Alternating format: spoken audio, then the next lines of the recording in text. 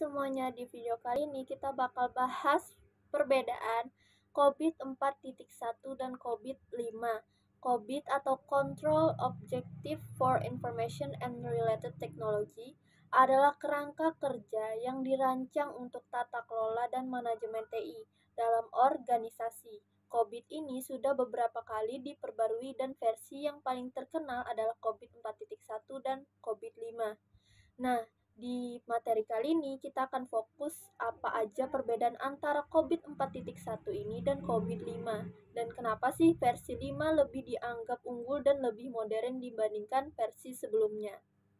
Oke, mari kita bahas dari segi ruang lingkupnya dulu. Di COVID 4.1, ruang lingkupnya terbatas pada divisi TI saja. Jadi yang pakai dan mengelola COVID 4.1 biasanya hanya bagian teknologi informasi dalam organisasi. Sedangkan di COVID 5, ruang lingkupnya lebih luas, mencakup seluruh bagian organisasi, bukan hanya bagian TI.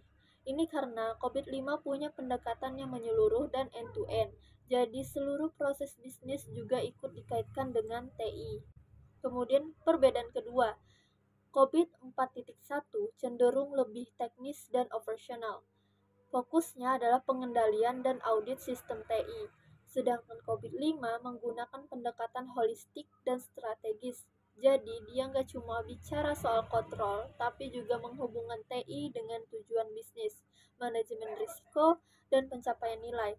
COVID 5 juga mengintegrasikan berbagai standar dan praktik terbaik seperti ITIL, ISO atau IEC 38500 dan lain-lain ke dalam satu kerangka kerja terpadu.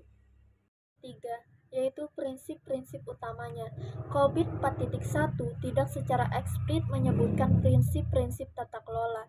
Sedangkan COVID 5 justru punya 5 prinsip utama yang menjadi dasar dalam implementasinya, yaitu yang pertama, memenuhi kebutuhan stakeholder.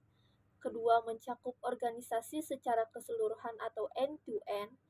Yang ketiga, menggunakan satu kerangka kerja terpadu. Kemudian yang keempat, menerapkan pendekatan holistik. Dan yang kelima, memisahkan governance dan manajemen. Kelima prinsip ini bikin COVID 5 jadi lebih fleksibel dan relevan buat tantangan bisnis modern. Kemudian perbedaan yang keempat dari struktur domainnya. COVID 4.1 punya 4 domain. Yang pertama adalah Plan and Organize atau PO. Yang kedua itu ada Acquire and Implement atau AI. Yang ketiga ada Deliver and Support atau DS. Dan yang keempat itu ada Monitor and Evaluate atau ME.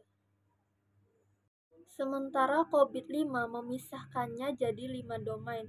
Yang pertama itu ada IDM atau Evaluate, Direct, and Monitor untuk governance. Kemudian ada APO, Align, Plan, and Organize. Yang ketiga ada BAI, Build, Acquire, and Implement. Keempat ada DSS, Deliver, Service, and Support. Kemudian yang kelima ada MIA, Monitor, Evaluate, and Access. Perubahan ini menunjukkan perbedaan yang jelas antara governance dan manajemen dalam struktur COVID 5. Kemudian dalam perbedaan yang kelima yaitu konsep enabler. COVID 4.1 tidak punya konsep enabler secara formal, sedangkan COVID 5 mengenalkan 7 enabler, yaitu faktor-faktor yang mendukung tata kelola TI.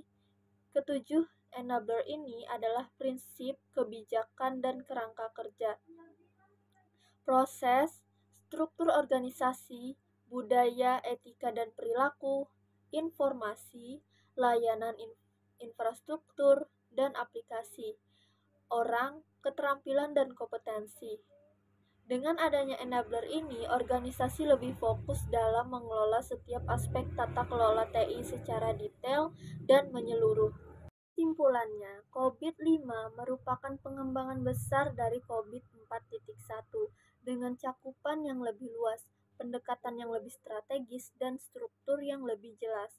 Kalau COVID 4.1 masih fokus pada bagian TI saja, maka COVID 5 membawa tata kelola TI menjadi bagian integral dari seluruh organisasi dan sangat mendukung pencapaian tujuan bisnis. Dengan perubahan-perubahan ini, organisasi yang ingin lebih modern dan efisien dalam mengelola teknologi informasinya disarankan untuk beralih ke COVID-5.